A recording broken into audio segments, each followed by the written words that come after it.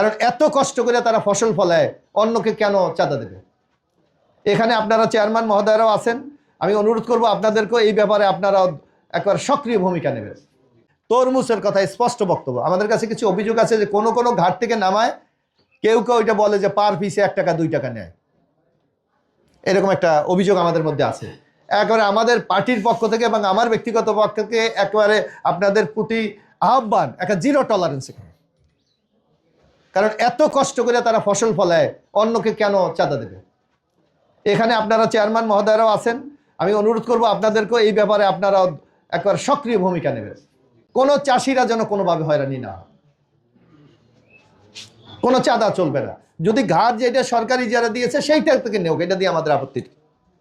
কিন্তু যে কোনো এক জায়গায় একটা ট্রলার ভিড়িয়ে অথবা একটা লঞ্চ ভিড়িয়ে বলতেছে এখানে বললে আমাকে 2 টাকা 3 টাকা করে দিতে হবে। এই জায়গা থেকে আমাদের কিন্তু একবারে আমরা বলি যে জিরো টলারেন্স। আমাদের দলেরও যদি কেউ ব্যবহার থাকে, ওসি সাহেব আপনাকে পুরো অ্যাকশনে যাবেন, কারণ কৃষকদেরকে আমাদেরকে বাঁচাতে হবে। গতবার আমি শুনেছি অনেক লোক ওই যে বোলা গিয়েও দিচ্ছে, কিন্তু তারা একটা নিঃস্ব হয়ে চলে আসছে, টাকা নিয়ে আসতে পারেনি চাঁদা দিতে দিতে। আমি ওসি সাহেবকে একটা কথা আমি অনুরোধ করবো, ইউনো সাহেবকেও, আমাদের এই অঞ্চলে আমরা কিন্তু গরিব অঞ্চলের লোক, আমাদের উপার্জনের 2টা মাধ্যম, একটা হলো মাছ ধরা আর একটা হলো চাষাবাদ। এর বাইরে কিন্তু আমাদের অন্য কোনো পদ্ধতি নাই।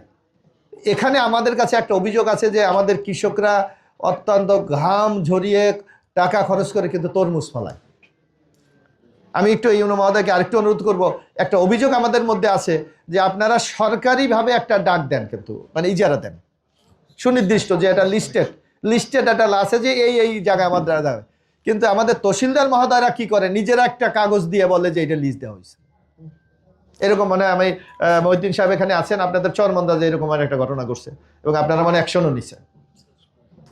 মানে অর্থাৎ সরকার ডাক দেয় না, কিন্তু তহসিলদার সাহেব একটা কাগজ দিয়ে দেয় যে এইটা ওনার মিস্টার রহিমকে এইটা দেখাশোনা করার দায়িত্ব দেওয়া গেল। এইভাবে আমি একটু মহোদয়কে একটু অনুরোধ করবো এটা যেন একটু দেখে, কারণ এইরকম আমাদের কাছে অনেক অভিযোগ আছে অনেক জায়গা থেকে। আমি এক জায়গায় জানি যে ছোট বাড়িতে একজনের কাছ থেকে 8 লাখ টাকা নিয়ে গেছে, সেই তহসিলদার অবশ্য নাই এখন।